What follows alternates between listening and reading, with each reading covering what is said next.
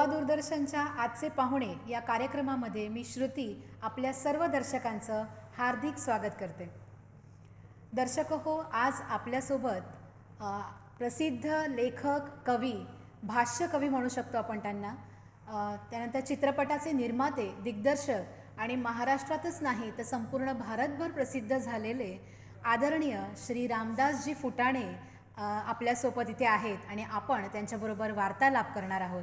सर्वप्रथम गोवा दूरदर्शनच्या वतीनं आणि समस्त दर्शकांच्या वतीनं मी आदरणीय रामदासजी यांचं स्वागत करते.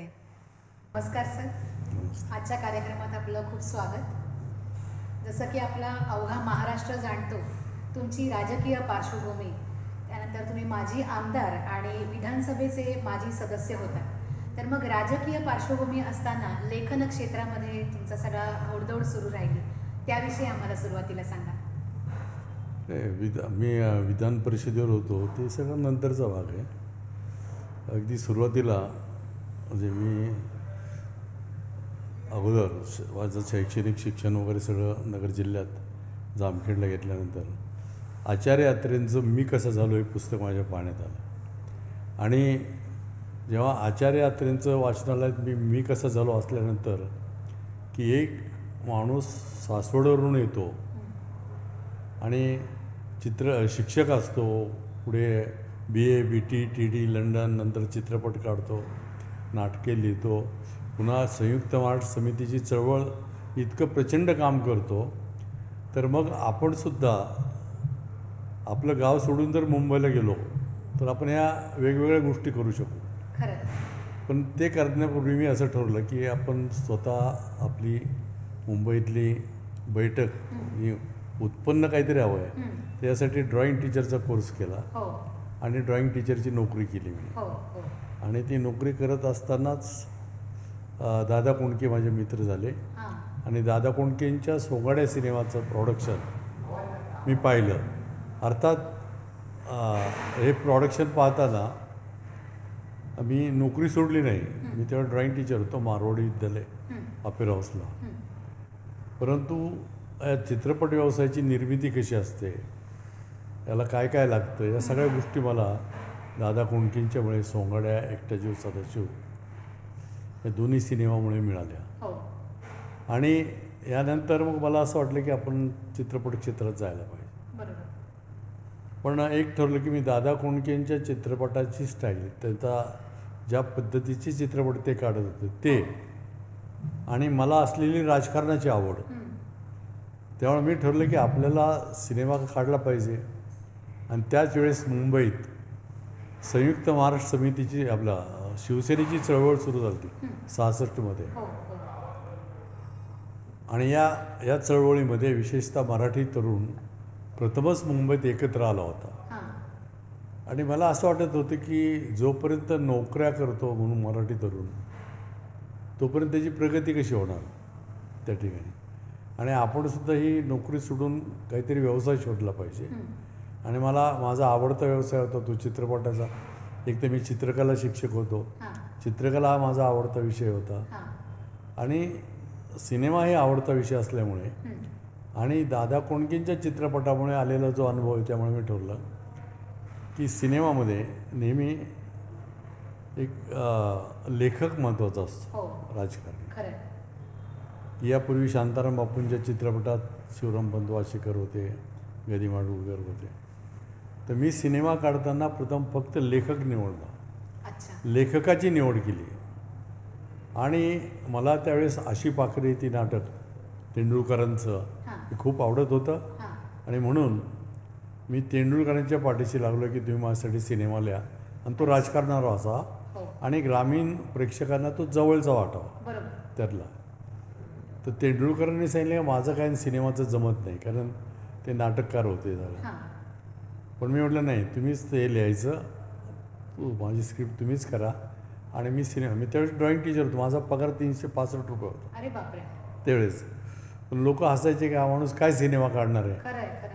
पण मी ठरवलं होतं की आयुष्यात आता नोकरी सोडून जी काही रिस्क घ्यायची ती आत्ताच, आणि यानंतर ती शक्य नाही. नोकरी एकदा सोडली नाही, नोकरीतच कायमचे राहू आपण. तेंडुलकरांना माझी जिद्द माहीत होती की हा मनुष्य सिनेमा करू शकतो. आणि 1 वर्षानंतर त्यांनी जवळजवळ 71मध्ये गेल्यानंतर 72मध्ये मला होकार दिला बापरे. अच्छा. त्या ठिकाणी. एवढा आणि कालावधी मग गेला. आणि मग सिनेमाकडे वळलो. हो, बरोबर. सर, आपण एक ड्रॉइंग टीचर होतात, चित्रकार म्हणून आपण पहिल्यांदा आपली कारकीर्द सुरू झाली. शिक्षक शाळेमध्ये ड्रॉइंग टीचर म्हणून शिक्षक म्हणून लागल्यानंतर लेखन क्षेत्राकडे आणि चित्रपट या क्षेत्रांकडे आपण वळलात. त्या प्रवासाविषयी थोडं सांगा आम्हाला. निर्माण म्हणजे मला एक तर नोकरी सोडायची होती आणि चित्रपट हा माझा आवडता असा विषय होता तो. आणि मला वाटतं की महाराष्ट्राच्या राजकारणावर सिनेमा काढला पाहिजे. आणि सिनेमा काढताना मला एकदा सोंगाड्यामुळे सिनेमाचं बजेट कळलेलं होतं, किती पैसे लागतात. तर 1,00,000-1,25,00,000 रुपयात सिनेमा करायचा, अगदी लो बजेट त्यावेळेचं. हां त्यावेळेस. असं मी ठरवलं. सोंगाड्या 90,000त केला होता. बरं. तर अगदी कमी पैशात सिनेमा करायचा आणि प्रायोगिक करायचा, थोडासा वेगळा. मला प्रायोगिक सिनेमाची खूप आवड होती. अच्छा. तर मी ठरवल्यानंतर मग तेंडुलकरांनी असं पाहिलं की हा माणूस कर्ज तर काढतो आहे, ड्रॉइंग टीचर आहे, रिस्क घेतो आहे, तर ठीक आहे आपण करूया वेगळा सिनेमा. आणि मग त्यांनी 2 व्यक्तींची निवड केली, डॉक्टर श्रीराम लागू, निळू फुले. अच्छा. एक सत्तेवर असलेला माणूस आणि एक सत्तेपासून फेकला गेलेला माणूस. हो. आणि हे आपले जे इंटेलेक्च्युअल्स आहेत हे टीका करतात राजकारणावर, स्वतः काहीच करत नाहीत. राजकारणी काहीतरी संस्था उभी करतात. यांना साधी कुठली संस्था उभी करता येत नाही, काय नाही. फक्त कविता लिहिल्या, लेख लिहिल्या आणि राजकारण्यांना जोडपलं की त्यांना वाटतं आपण फार मोठं काम केलं. तर फ्रस्ट्रेटेड इंटेलेक्च्युअल्स, अल्कोहोलिक इंटेलेक्च्युअल्स, परंतु एक निर्भय स्वातंत्र्य सैनिक, असं एक कॉम्बिनेशन असं असलेलं त्यांच्यासमोर जे कॅरेक्टर होतं ते डॉक्टर लागूंना समोर ठेवून एक स्वातंत्र्य सैनिक आहे, निर्भीड आहे, परंतु तो अल्कोहोलिक आहे त्यातला. मला वाटतं नुकताच त्याच्यावरती त्यांचा पिंजरा आला होता. प्रसिद्ध हो त्यातला. आणि मग तो सिनेमा डॉक्टर लागू आणि निळू फुले दोघांनाच घेऊन करायचं ठरलं. बजेट कमी होतं. त्या सिनेमाचं नाव त्यावेळेस होतं सावलीला भिवू नकोस. अच्छा. तर मी तेंडुलकरांना म्हटलं की साहेब हे नाटकाचं नाव वाटतं, सिनेमाचं नाही, तर ते बदललं पाहिजे. मग ते सामना नाव केलं त्याचं काही. अच्छा. आणि त्यावेळेस त्यांनी गोविंद निहलानी यांना डायरेक्टर करावं अशी सूचना दिली होती. पण मला असं वाटलं की महाराष्ट्राचं राजकारण जवळून पाहणारं कोणीतरी हवं आहे. त्याच वेळेस घाशीराम कोतवाल आलं होतं. आणि मी जब्बारला घेतलं तर सिनेमा करता येईल आपल्याला वेगळा. जब्बारचा सिनेमाशी काहीच संबंध नव्हता तसा, तो नाटकात लागली. आणि तेंडुलकरांना आश्चर्य वाटलं की मी कसं काय नाव सुचवलं आहे ते. म्हटलं की ठीक आहे, प्रयोगच करून आपण सगळं लो बजेट सगळं. अच्छा. आणि सामना करायचं ठरवलं, पण ते पुढं बजेट खूप वाढत गेलं 3 लाखापर्यंत त्यातलं. आणि सिनेमा फ्लॉप झाला.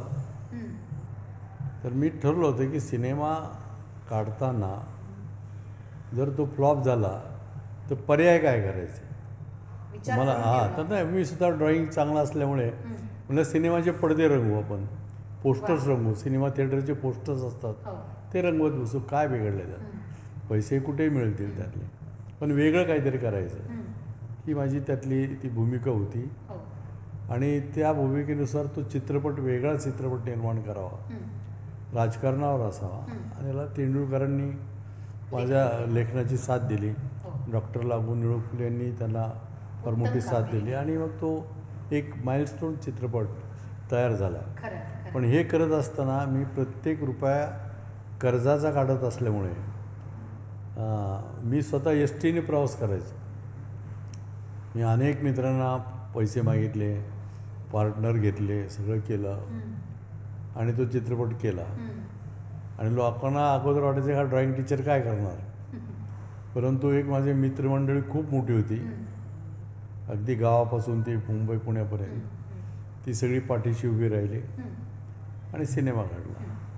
आणि मी प्रत्येक रुपया हा सिनेमासाठीच खर्च होईल कर्ज काढलेला. हां, म्हणजे माझ्याकडे ऑफिस नव्हतं, माझ्याकडे म्हणजे एका रिलेटिव्हच्या नाते खोलीत राहत होतो तिथे मी.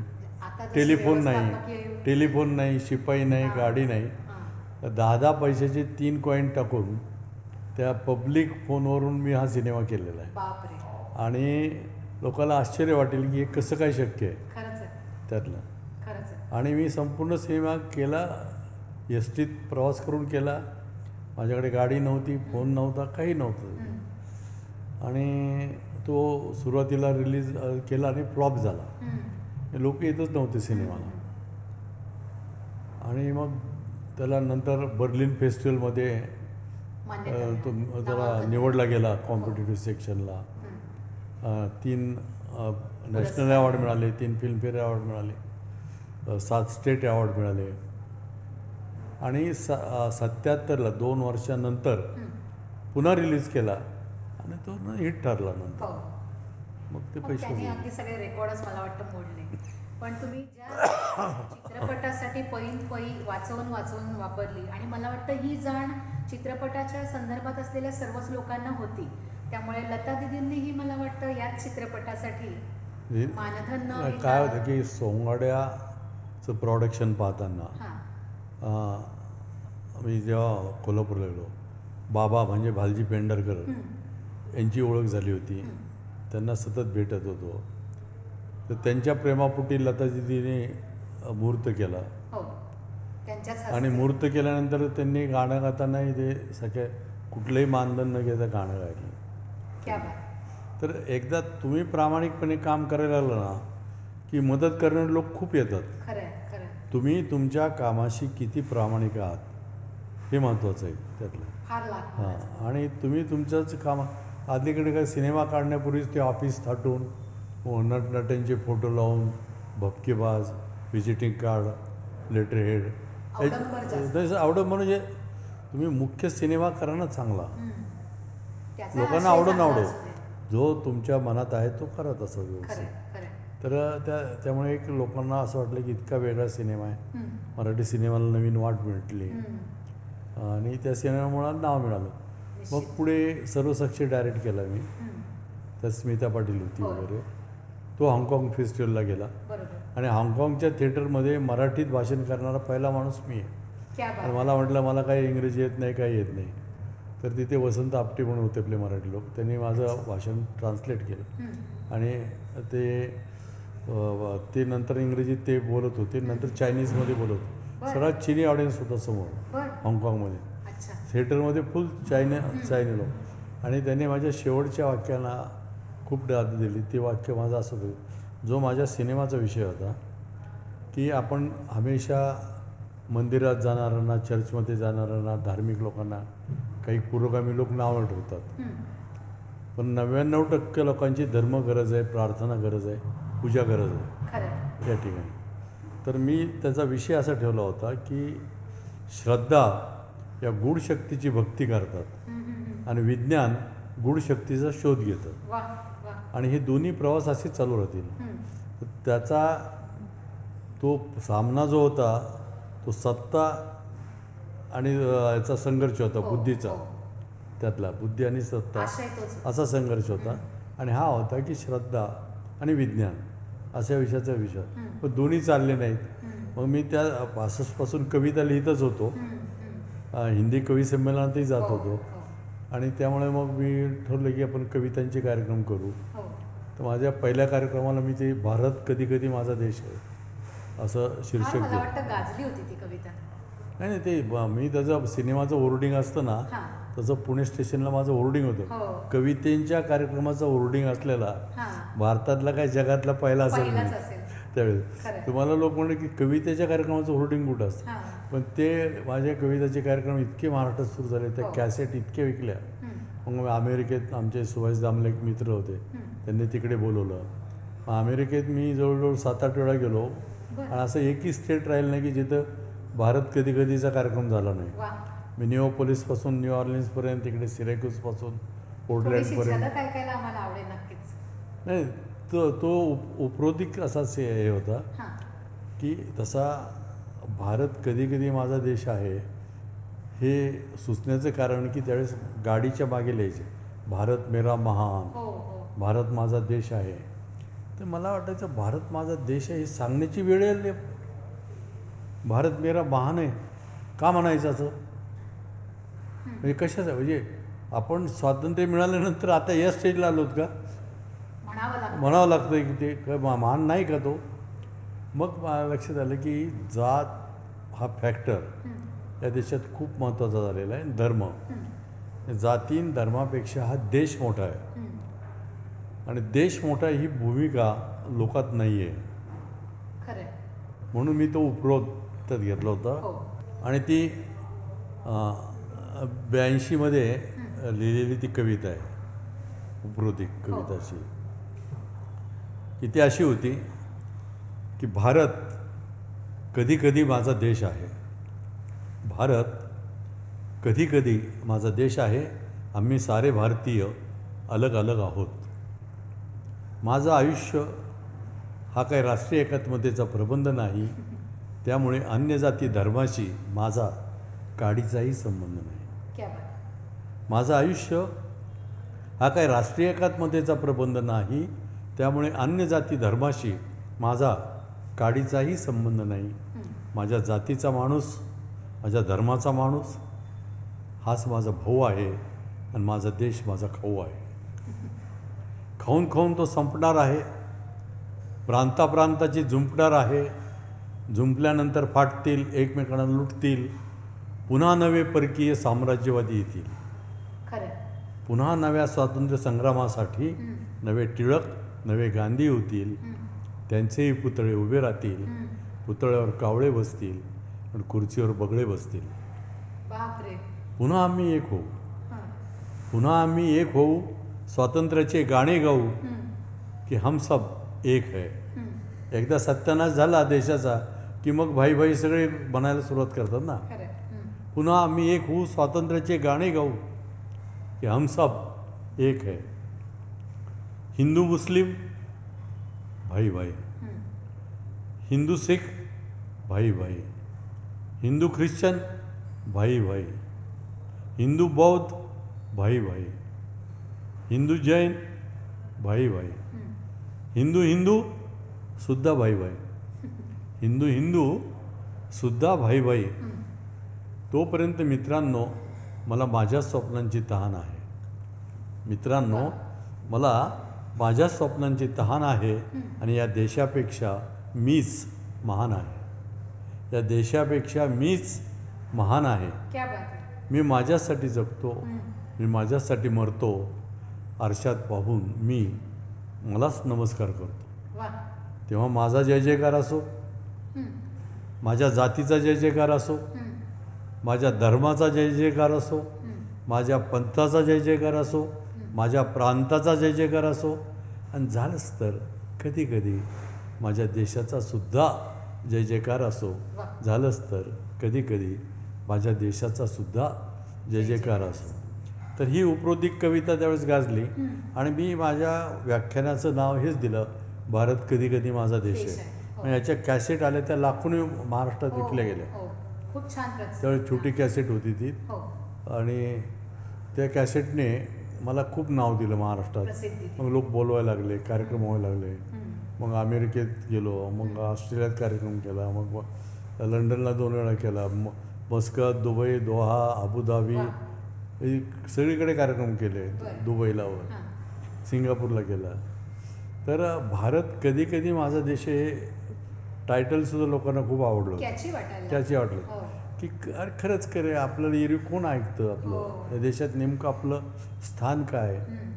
आणि दुसरी गोष्ट की जातीचा आणि धर्माचा इतका अभिमान लोकांना वाटत चालला, सुटत चालला की तो मी 82मध्ये लिहिलं आणि 82 नंतर आता 24 आहे, 40 वर्षांचा. हां, तर 24 नंतरसुद्धा मला असं वाटलं की नाही, हाच विषय ज्वलंत आहे अजून. कारण माणसाला तोडणारा हा जो काही प्रकार सगळ्या देशात चालू आहे.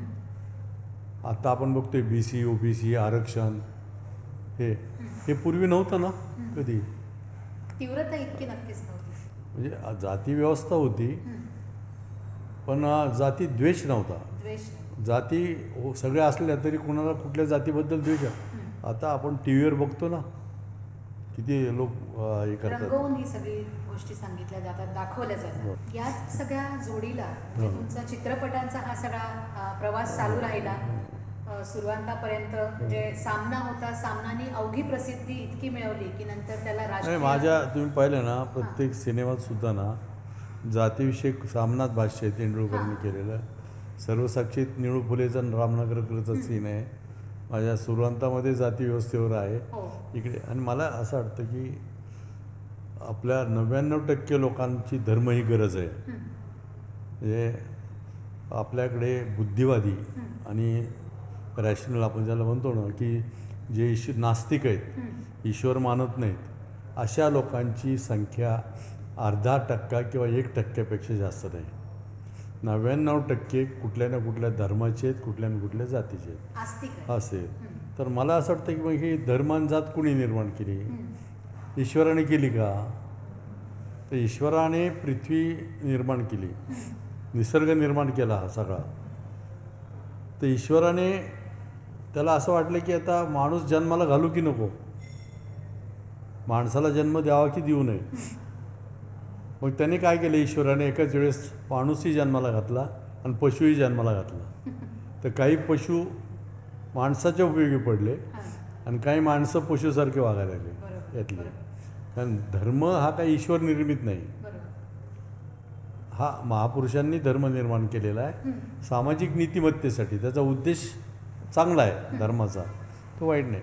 तर धर्म जखमी झाला आहे, जात जखमी झाली, आणि ज्या पद्धतीचं वातावरण आत्ता आपल्या इकडे आहे त्या संदर्भात मी ते लिहिलं होतं.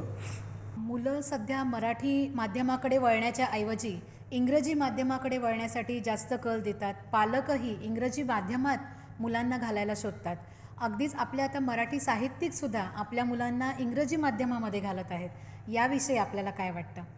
मातृभाषा जगण्याचे बळ देते. तेव्हा मातृभाषा ही टिकली पाहिजे.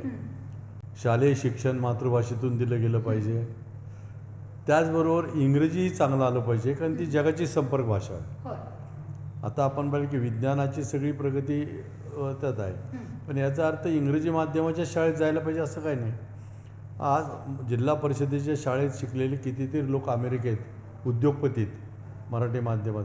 पण आपली मानसिकता काय, एखाद्या पोरीने तिच्या आईला मम्मी म्हटलं की त्या बाईला ग्रॅज्युएट झाल्यासारखं वाटतं, आणि वडिलांना डॅडी म्हटलं की त्याला वाटतं की अरे वा आपला पोरगा फार चांगला आहे. ते आजोबा नाचू लागले आणि आजी नाचू लागली, आजोबा नाचू लागले आणि आजी नाचू लागली, शेंबडी नातवंडे इंग्रजी वाचू लागली, नातू नाचू लागला, नात नाचू लागली, नातू नाचू लागला, नात नाचू लागली, रद्दी इंग्रजीची घरी साचू लागली. परिणाम असा झाला की अजान मुळाखाली माती खचू लागली, अजान मुळाखाली माती खचू लागली, आणि इंद्रायणीच्या डोहाला पोथी टोचू लागली, इंद्रायणीच्या डोहाला पोथी टोचू. मराठी माणसाची 2च विद्यापीठ आहेत, एक देहू आणि एक आळंदी. देहू आळंदी या विद्यापीठात जे काही तयार होतं ते टिकणार आहे शेवटी त्यातलं. पण म्हणून असं आहे की आपल्या मातृभाषेचा बळी देऊन इंग्रजी आपल्या घरात येता कामा नये त्या ठिकाणी. आणि त्याचप्रमाणे ज्या बोलीभाषा आहेत सगळ्या त्याचंही जतन झालं पाहिजे. प्रत्येक प्रमाण मराठी चा आग्रह धरून चालणार नाही. मराठवाड्यातले लोक वेगळं मराठी बोलतील, विदर्भातले वेगळं बोलतील, कोकणातले वेगळं बोलतील. ती बोलीभाषा ही तर सौंदर्य आहे, त्या भाषेचं सौंदर्य आहे. आणि मग मराठी चित्रपट असोत, मराठी नाटक असो, संगीत असो, यातून आपण ते जपलंही ते जपलं पाहिजे, सगळं जपलं आणि पाहिजे. आता तुम्ही या माध्यमातून, चित्रपटांच्या माध्यमातूनही या सगळ्या गोष्टींना चांगली एक चालना दिलेली आहे. याचबरोबर तुमचं एक नेहमी असं म्हणणं असतं की मराठी माणसाने नेहमीच नोकरीच्याच मागे लागू नये, थोडासा व्यवसायाकडे लक्ष द्यावं किंवा व्यवसायाला प्राधान्य द्यावं. मराठी माणूस व्यवसाय करण्यामध्ये थोडा कमी पडतो, त्याविषयी आपल्याला काय म्हणायचं? नाही, आपली मानसिकता कसं आहे की महाराष्ट्राची अनेक वर्ष, शेकडो वर्ष ही लढण्यात गेली होतात. परकीयांच्या आक्रमणाला महाराष्ट्राने जेवढा त्याचा संघर्ष केलेला आहे, ती शिवाजी महाराजांच्या काळापर्यंत पाहतो आपण, तर हा समाज लढत होता, म्हणजे अटकेपर्यंत गेलेला आहे मराठा माणूस. हो. त्यांनी असं व्यापाराकडे याच्याकडे लक्षच दिलं नाही कधी तरी. पण आज काय झालं की संपूर्ण देश ह्या बनिया लोकांच्या म्हणजे व्यापाऱ्यांच्या ताब्यात गेलेला आहे त्या ठिकाणी. आणि मराठी मुलामध्ये काय झालेलं आहे की प्रत्येकाला सरकारी नोकरीवर जगण्याची सवय लागली. आता सगळ्या जातींना आरक्षण मिळालं, सगळ्या जातींना आरक्षण मिळालं तरी 90% पोरांना नोकऱ्या मिळणार नाहीत. सगळ्या जातींना मिळालं आरक्षण, 90%ांना नोकऱ्या नाहीत. त्यांनी करायचं काय? त्यांना स्वतःचे जगण्याचे मार्ग स्वतः शोधावे लागतील. म्हणून मी जेव्हा 20 वर्षापूर्वी जागतिक मराठी अकादमीचा अध्यक्ष झालो तेव्हापासून शोध मराठी मानाचा संमेलन जे घेतो त्याचा उद्देश की जगण्याची विविध जगण्याचे मार्ग तरुणांना दिसले पाहिजेत. खरं. त्या ठिकाणी म्हणजे यातून सुद्धा तुम्ही तो संदेश लोकांना देत आहात की फक्तच एक तुम्ही नोकरी किंवा सरकारी नोकरी यावर अवलंबून न राहता आपली आपली क्षेत्र स्वतः उघडी केली पाहिजेत, कवाडं उघडली पाहिजेत आणि आपल्या प्रगतीसाठी आपणही तेवढंच तळमळीने अहो मागे तुम्ही लागायला आता महाराष्ट्रात जर मी सगळीकडे येतो कार्यक्रम करत, सगळ्या हॉटेलमध्ये उत्तराखंडची पोरं आहेत. सगळ्या शहरात जे फर्निचर केलं जातं ते सगळे UP बिहारचे सुतार आहेत, गुजरातचे सुतार आहेत. जे बांधकाम चाललेलं आहे तिथे गवंडी व्यवसायात सगळे राजस्थानचे आहेत. तुम्हाला टाईल्स लावायला राजस्थानचा गवंडी. हे आपण कुठले पोर नुसते ग्रॅज्युएट तयार केले आणि ते अर्ज करण्यातच त्यांचं निम्म आयुष्य केलं. बरं प्रत्येक पोरीला पुण्या मुंबईत राहायचं आहे तर ग्रामीण भागात पोरांशी लग्नच होत नाहीत. आता 35 वर्षाचे झाले. वस्तुस्थिती किती गंभीर प्रश्न आहे हा. खरं. जात हा आपला प्रश्न नाही, धर्म आपला प्रश्न नाही, आपला प्रश्न आहे आपली उपजीविका. ती सोडून हे जातीच्या मोर्चात सामील होतात, धर्माच्या मोर्चात समाज सोडण्याचं काम करतात ना. सर आपली आजच्या मुलाखतीमध्ये आज ही खरं मुलाखत संपूच नाही असं मला वाटतंय, कारण तुम्हाला विचारण्यासाठी इतके प्रश्न आहेत आणि आम्हा सर्व प्रेक्षकांना खूपशा गोष्टी आपल्याकडून जाणून घ्यायच्या आहेत. जाता जाता आमच्या समस्त गोवेकरांसाठी, सर्व दर्शकांसाठी तुमची एखादी छानशी कविता सादर कराल. ठीक आहे. हा एक ओळीचा संवाद आहे. धर्म, जात आणि परमेश्वर अच्छा. या तिघांना काय त्यांची काय व्यथा आहे बरं या संदर्भातली कविता आहे. घायाळ धर्म म्हणाला, घायाळ धर्म म्हणाला, मी काहींना पूजा दिली, काहींना प्रार्थना दिली. काहींना पूजा दिली, काहींना प्रार्थना दिली, मानवतेची शिकवण दिली, यात माझं काय चुकलं? घायाळ धर्म म्हणाला, मी काहींना पूजा दिली, काहींना प्रार्थना दिली, मानवतेची शिकवण दिली, यात माझं काय चुकलं? तेव्हा जखमी जात म्हणाली की व्यवसायाशी नातं जडलं, तेच गळ्यात पडलं, माझं काय चुकलं? व्यवसायाशी नातं जडलं, तेच गळ्यात पडलं, माझं काय चुकलं? तेव्हा निराकार ब्रह्म म्हणालं, ज्याने ही सृष्टी निर्माण केली, निराकार ब्रह्म म्हणालं की जीव जन्माला घातले, तेच उतले मातले, माझे काय चुकले? जीव जन्माला घातले, तेच उतले मातले, माझे काय चुकले? जरा अंगी येता जातीचीच कळ, जरा अंगी येता जातीचीच कळ, भुजातले बळ दर्शविती. ढासळला आता सारा गावगाडा, ढासळला आता सारा गावगाडा आणि वेशीतच राडा दिग्गजांचा. ढासळला आता सारा गावगाडा आणि वेशीतच राडा दिग्गजांचा. तर विठ्ठलाचे दारी उभे ज्ञाना नामा तुका, विठ्ठलाचे दारी उभे ज्ञाना नामा तुका, आणि चंद्रभागेच्या हाका नेत्री वाहे, चंद्रभागेच्या हाका नेत्री वाहे. क्या बात आहे. ज्या वारकरी संप्रदायाने सगळ्या जातीची लोक जोडली, एकत्र आणली, त्या चंद्रभागेच्या वाळवंटात, ते लोक आता एकमेकाची जात बघू लागलेले आहेत. हे दुर्दैव आहे आपलं. आपली कवींची हीच इच्छा असते की सगळे जोडले गेले पाहिजे. तोडण्याची भूमिका कवीची कधी नसते त्या ठिकाणी. समस्त आमच्या दर्शकांच्या वतीनं, गोवा दूरदर्शनच्या वतीनं मी आपले अनेक आभार व्यक्त करते. धन्यवाद.